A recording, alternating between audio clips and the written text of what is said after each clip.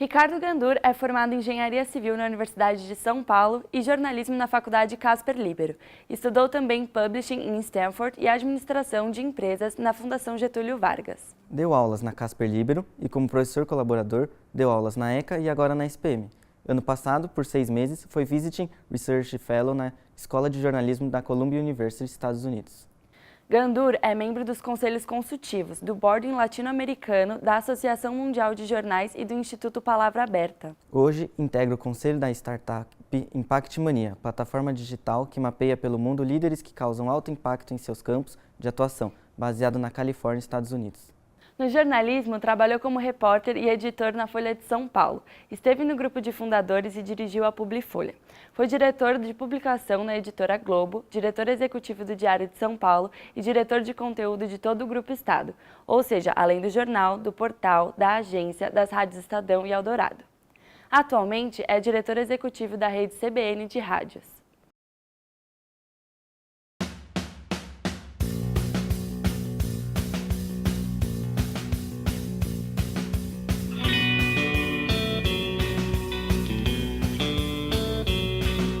Está no ar o Linkados na Área com Ricardo Gandur, diretor de jornalismo da Rádio CBN. Eu sou Ana Paula Oliveira. Eu sou Vitor Cierro. Eu sou Heloísa Sabatini. Muito obrigada pela sua presença, Gandur. Bom, como a gente viu na abertura, a sua formação foi bem ampla, desde a engenharia até o jornalismo. Quando você sentiu que jornalismo era a profissão certa? Olha, desde o começo, em casa se lia muito. Por causa do jornalzinho do meu pai, mas ele permutava assinaturas, recebia também de materiais de divulgação, então sempre chegavam muitas revistas e jornais. Então acho que a mídia impressa foi uma coisa forte na minha vida, embora também o rádio também era muito forte naquela cidade pequena e tal. Então a minha carreira é muito marcada pela mídia impressa, que é uma plataforma que ensina muito, porque ela exige hierarquização, organização espacial. Mas eu sempre gostei muito de rádio e eu estou há menos de um ano na CBN e parece que estou há um tempão de tão apaixonado, tão envolvido que eu estou. O áudio é fascinante. Gandur, por que a escolha de duas áreas tão distintas? A de engenharia tem alguma influência ou colabora com a sua profissão atual? Olha, você sabe que quando eu estava no 4º ano do curso de engenharia, 3º, 4º ano, eu meio que concluí que não era aquilo que eu queria trabalhar. Mas eu sempre gostei de aprender, sempre fui curioso, o que é mais uma característica de um repórter, né? A descobrir coisas e tal. Então eu gostei daquilo tudo, mas sabe que eu tive um diretor na escola de engenharia que me falou uma frase que foi libertadora, tanto que eu nunca me esqueci. Ele um dia virou para mim e falou: Ricardo, na noite da formatura, você vai ser diplomado engenheiro e não condenado a engenheiro. E aquilo foi muito libertador para mim. E logo ficou claro que conhecimento é um negócio que você nunca abandona. Tudo que eu aprendi de lógica, de matemática, aliás, as ciências, né, você usa para o resto da sua vida. Então, eu vou dizer, uso hoje? Uso como se eu tivesse, como eu estaria usando se tivesse feito medicina, ou geografia, ou letras. Então, conhecimento se agrega. Não adianta. Eu, na época, cheguei a achar que estava dispersando. Pô, estou perdendo tempo e tal. Que nada. Depois fiz jornalismo, que foi um curso que me ajudou muito, né, a me integrar no meio, a descobrir as técnicas. Mas foi muito legal. Eu faria tudo de novo. Depois de dirigir a unidade de negócios da época, como que é voltar para o Grupo Globo? Então, você está se referindo à minha primeira passagem, né? Porque depois eu comecei minha carreira na Folha e depois fui para a Editora Globo, onde eu trabalhei na revista Época. E isso foi na início dos anos 2000. E eu estou de volta ao Grupo Globo há menos de um ano. Olha, é muito gratificante ver que a chamada governança editorial, os valores e princípios editoriais não se alteraram. Tudo continua gerido com o mesmo cuidado, né? O grupo é um grupo muito cuidadoso, até acho que certamente por ter uma presença muito forte no cenário midiático brasileiro, o grupo é muito cuidadoso na checagem, na apuração, na edição criteriosa. Então, acho que eu diria que é legal ver que isso não mudou, mas as coisas se modernizaram muito, né? Os recursos tecnológicos e as possibilidades de interação no meio digital. A minha primeira passagem pelo grupo foi na era analógica e agora estamos na era digital. Mas os princípios editoriais não se alteram dependendo do meio, né? O jornalismo é jornalismo. não importa se é analógico ou digital. E você estava no grupo de fundadores da Publifolha. Como que foi o processo de criação? Meu primeiro grande emprego na grande imprensa foi na Folha, né? Eu fiquei quase 10 anos lá. E eu tive várias passagens como repórter, como editor, fui editor de suplementos. E na época, os anos 90 foram um período muito fértil, muito produtivo para os jornais no mundo todo. E a Folha foi pioneira na implantação de uma tática para incrementar a venda de jornais, principalmente nas bancas, que era de ter um fascículo ilustrado, né? Lembra? Aos domingos, né? E como eu era editor de suplementos, eu mexia com mais as edições de domingo e tal, aquilo foi eu que organizei logo no começo, junto com outras diretorias da empresa também, com o pessoal do marketing, da área administrativa. Foi um projeto de muitas mãos, mas editorialmente ficou sob minha responsabilidade. E aí eu logo vi que aquilo poderia ser um embrião de uma editora, porque a gente mexia com direitos autorais de obras diferentes do dia a dia do jornal, né? Livros ilustrados, biografias, dicionários e tal. Então a gente teve a ideia de criar, e eu tive a chance de, também em parceria com outros diretores, mas criei a Publifolha, que está lá até hoje, é uma editora que se voltou para o varejo, né? Começou com obras de referência, guias, e hoje tem uma editora normal. Meu nome é João Paulo Lopes, eu faço jornalismo. Ah, que legal. João, você escuta a CBN? Escuto de vez em quando dá tempo, geralmente de manhã, quando eu tô vindo pra facu. Não. Eu ouço bastante, ouço no carro, ouço podcast, acho bem legal. Que bacana. Qual programação que você mais gosta de ouvir? Eu gosto da Miriam, gosto dos comentários da Miriam, gosto do Sadenberg, gosto da Petra também. Sempre quando estou no carro eu estou ouvindo a CBN. E como é transitar pelo meio impresso, o meio eletrônico e depois o meio digital? Olha, Ana Paula, eu acho que é um belo exercício de você transpor conceitos. E primeiro você vê que os princípios jornalísticos não mudam. O que muda é o processo de trabalho. Aí acho que tem uma coisa que a engenharia me contaminou bastante. Eu sempre fui muito ligado em processo de trabalho, né? Sempre gostei de organizar o trabalho. Quem vai fazer o quê, que hora, como. E isso numa redação,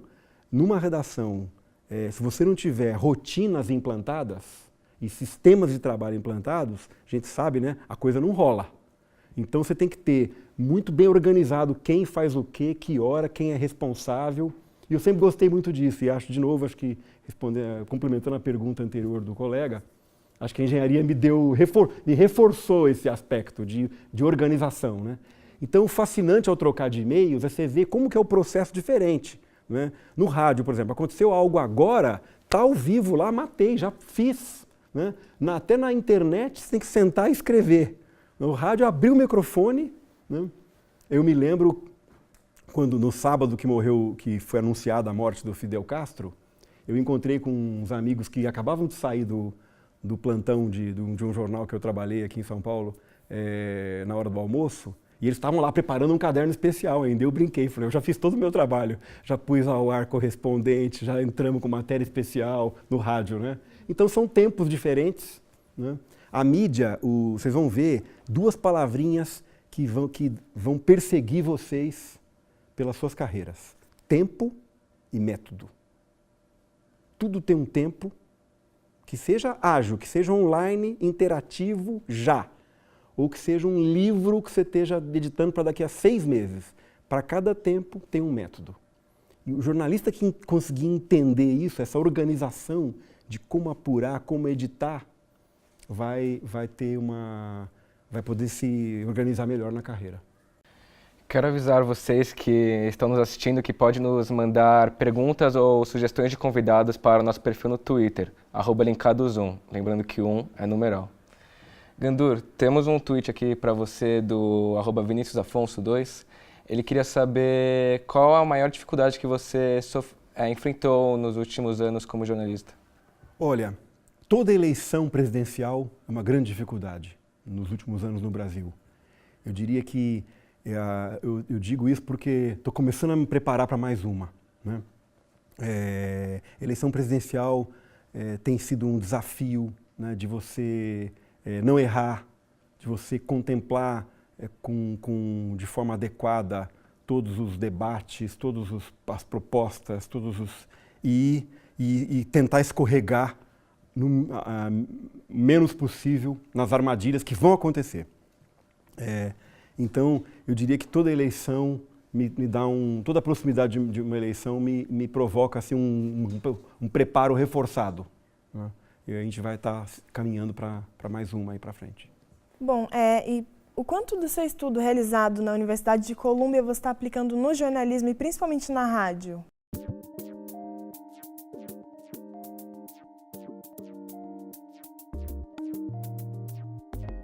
A new journalistic environment is being built.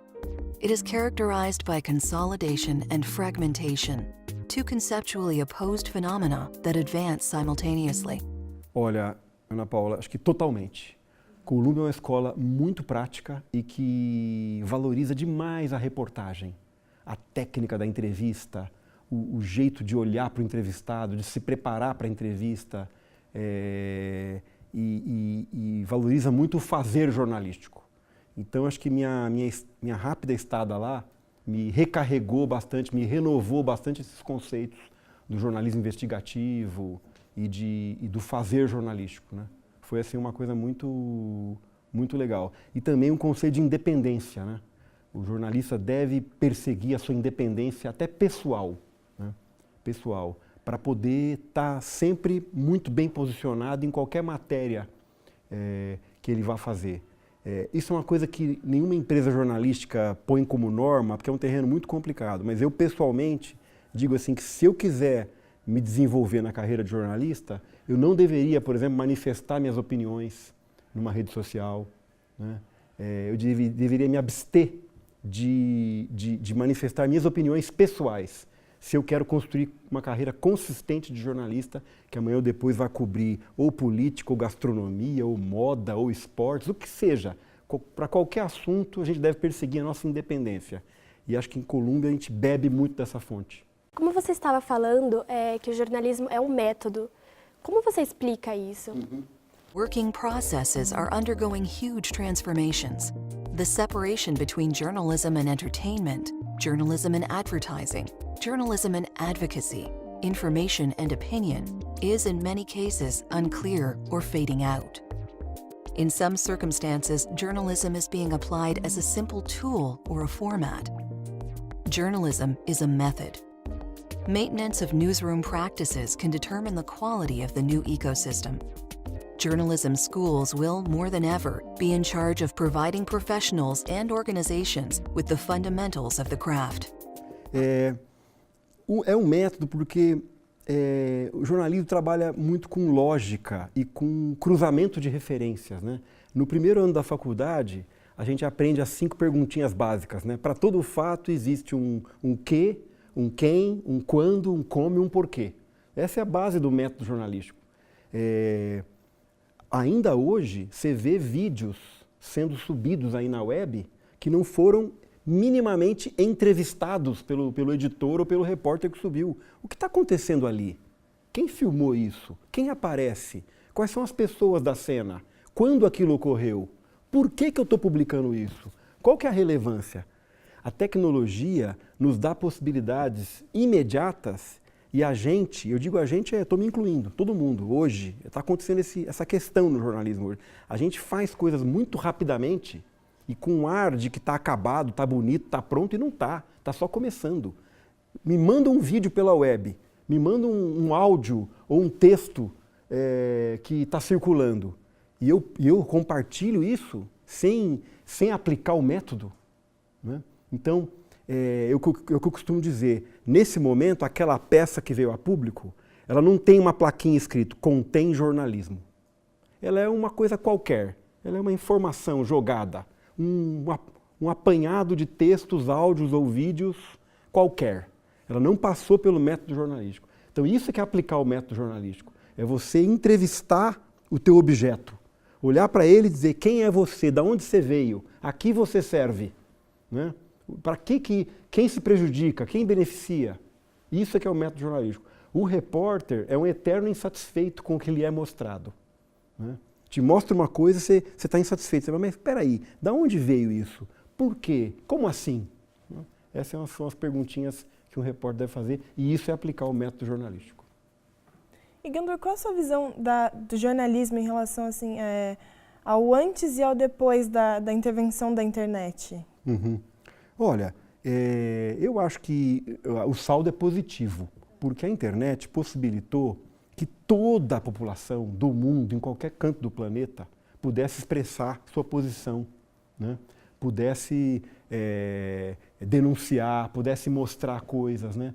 Então, e até uma matéria, hoje se eu cometo um erro, eu tenho milhões de revisores nas ruas que vão aprimorar o nosso trabalho.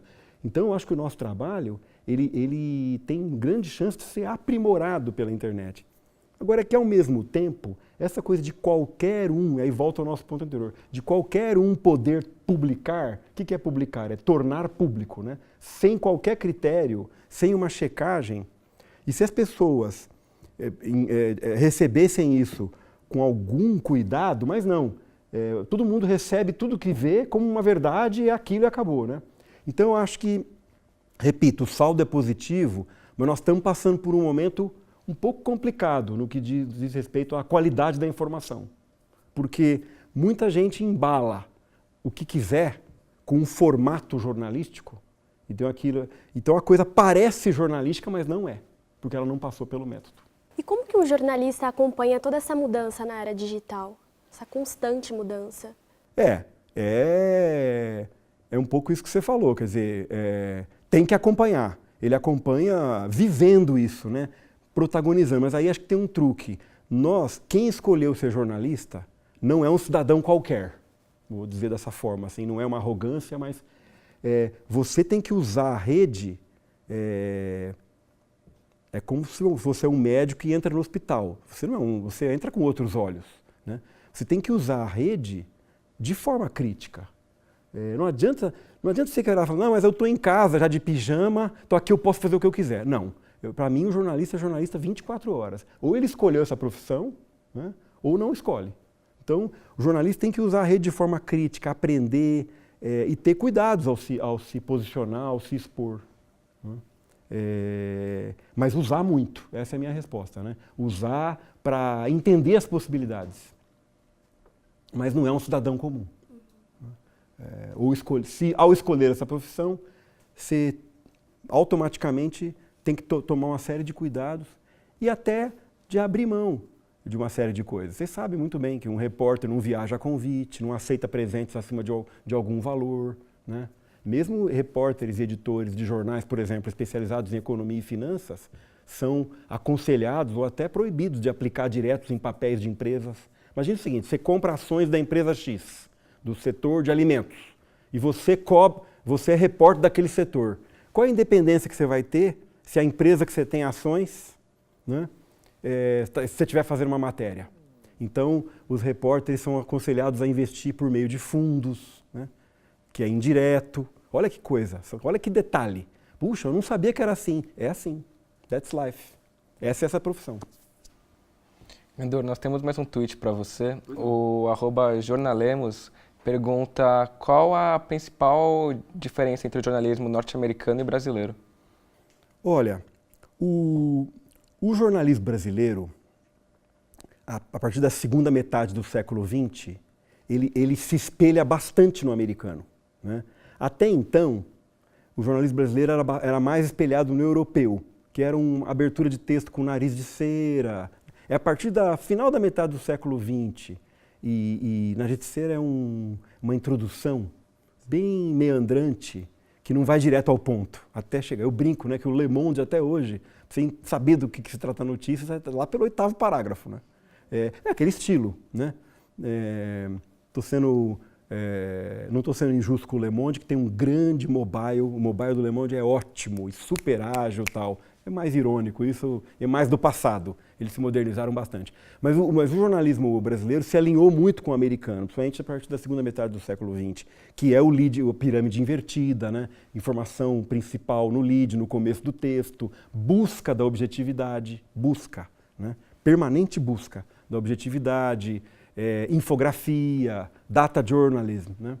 Então, eu diria que hoje não há grandes diferenças metodológicas entre a elite da imprensa brasileira nacional e o jornalismo americano.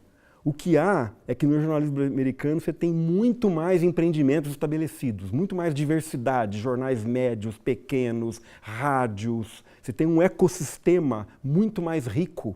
Mas aí é outra economia, outro nível de alfabetização midiática, nível educacional, né? Mas eu acho que em termos de grandes eixos, né? Quer dizer assim, se for a Colômbia ter uma aula, você vai ter uma aula diferente daqui, da SPM, mas você não vai levar nenhum susto. Nossa, que coisa que eles estão ensinando aqui, nunca ouvi falar isso lá. Não existe isso, né? O jornalismo brasileiro é bem alinhado, né? Você vai ter surpresas de formação, capacitação e tal, mas os grandes eixos são bem alinhados. E acho que isso é bom. O jornalismo brasileiro é de boa qualidade. A gente tem muita discrepância, muito desnível, principalmente regionais e tal, mas nas grandes capitais e em várias regiões do Brasil a coisa tem evoluído muito legal. Bom, as fake news se tornaram muito populares, principalmente com o surgimento do Brexit e no ano passado com a eleição norte-americana do Donald Trump. E como que o jornalista lida com as fake news? Quais as ferramentas de checagem, principalmente na rádio? Ana Paula, olha, eu acho que os jornalistas estão bem preparados para lidar com as fake news, de forma geral. O problema é a população em geral, né? Que pega aquilo e acredita e acha que é verdade e compartilha. O que é a fake news, se não um nome moderno para uma fofoca ou uma invenção ou uma mentira?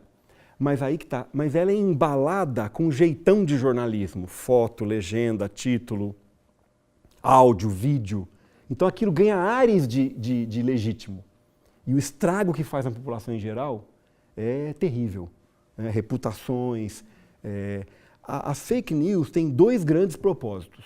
Manipulação política, né?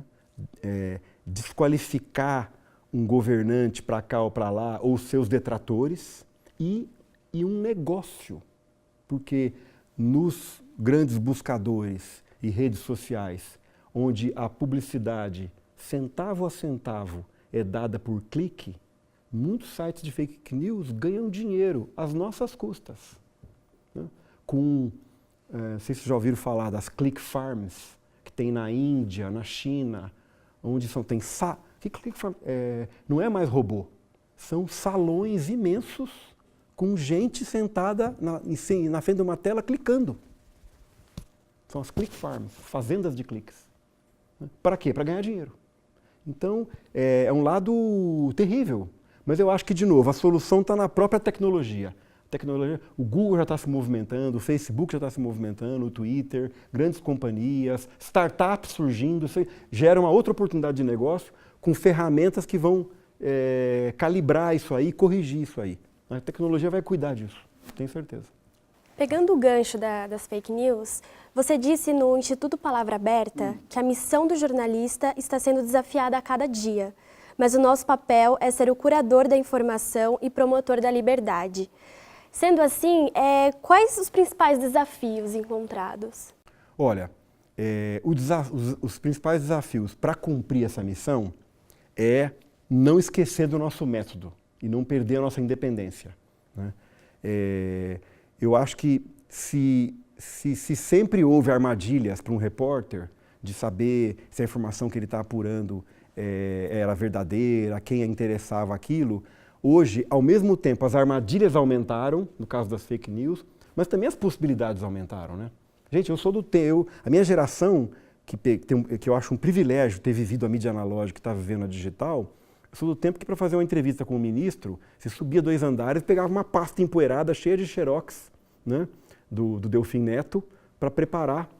E ali tinha 40 entrevistas selecionadas por alguém, amareladas, que eu lia. Hoje, se eu entrar com o Delfim Neto no Google, eu tenho 40 mil links. Eu pergunto a vocês, quem estava melhor preparado? Aquele sujeito lá atrás, que tinha só aquelas 40 entrevistinhas, mas que leu todas atentamente, ou eu hoje, que tenho acesso a 40 mil links, mas será que eu li um ou outro atentamente? Eu tenho dúvidas nessa resposta. Estou fazendo essa provocação para dizer o seguinte, a tecnologia não resolve por si só. Meu uso da tecnologia que é legal. Depende de como eu uso. Então, hoje, eu acho que as possibilidades são muitas, mas será que eu estou usando direito? Será que eu estou com tempo? Eu me concentrei? De novo, talvez eu tenha lido aquelas 40 xerox amarelados melhor do que eu li hoje, né? Mais concentrado. Né? Aí eu deixo essa reflexão. Eu acho que a mídia digital, ela comprime muito tempo de pensamento. Né? Quando a mídia era só analógica, eu estava aqui diante de um jornal, eu li uma entrevista inteira, bom, meu celular não piscava, ninguém me interrompia, minha rede social não piscava, está tudo certo, eu estou aqui lendo, e eu li aquele texto inteiro até o final, não sei se hoje muita gente faz isso, né? E depois eu tinha um tempo de pensar no que eu li. De repente eu voltava num trecho, puxa, não entendi isso aqui. Né? Não porque é impresso, papel e tinta, mas porque é fixo. Então, porque está ali paradinho. Hoje, mal eu terminei de ler um texto, já tem 1000 updates, 1000 comentários. Nem tempo de eu deglutir e refletir no que eu li. Então, talvez tenha uma carência aí para um slow journalism, como se diz o slow food, né? Um jornalismo mais lento, mais reflexivo. E eu vejo algumas pessoas já com esse hábito, né? Eu conheço algumas pessoas que falam, não, eu desligo minha rede social de hora a tal hora, não olho. Né? Deixa eu me concentrar nisso aqui. Né? Muitas vezes menos é mais. Você costuma escutar a Rádio CBN? Eu costumo, eu vejo normalmente de manhã vindo para a faculdade, eu sempre venho ouvindo. Ah, que interessante. E que tipo de programação você curte ouvir na CBN? Então, como eu ouço mais de manhã, eu venho ouvindo o jornal da CBN com o Milton Jung. Acho que o jornal da CBN. Você costuma escutar a Rádio CBN? Diariamente. Não. O CBN Brasil, com a apresentação do Sardenberg. Bom, o jornalismo ele retrata a realidade, certo? Tanto que o Jornal Extra acaba de criar uma editoria de guerra específica para tratar da violência, já que o estado do Rio de Janeiro está sem controle sobre a criminalidade. Você acha necessário ter uma editoria específica? Olha, em se tratando do Rio, tenho certeza que sim, viu? Porque a criação de uma editoria específica, interessante a tua pergunta, o que ela é? Ela sinaliza o grau de importância que aquela publicação está dando ao assunto. Né? E o Rio passa por um momento muito crítico. Então eu não sabia dessa informação, é legal ver, vou até olhar com atenção, mas acho interessante, quer dizer, o jornal está sinalizando que aquilo é uma grande prioridade, que ele dedicou um grupo de profissionais que não vão fazer mais nada, não vão se rodiziar, vão focar toda a sua atenção naquele assunto. Acho legal.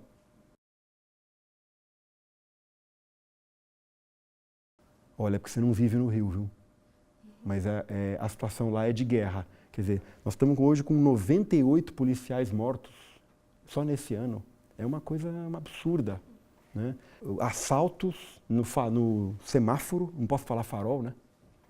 Dá uma de paulista aqui. Assaltos no semáforo. Nossa, em respeito aos nossos colegas do Rio que estejam nos assistindo nesse momento. E o nome guerra Assaltos não no é uma semáforo hipérbole para a editoria da polícia? Né? Que é a arma de segurar com as duas mãos. Quer dizer, é guerra. Acho que aí o jornal não está fazendo eufemismo nem exagerando. Termina aqui o Linkados na Área com o diretor da CBN, Ricardo Gandur. Obrigada por ter vindo. Obrigado a vocês. Ótimo. Obrigada pela presença, Obrigado. Gandur. Boa sorte. Obrigada. Para assistir esta e outras entrevistas, acesse o portal dos alunos de jornalismo da ISPM São Paulo ou o nosso canal no YouTube Linkados na Área.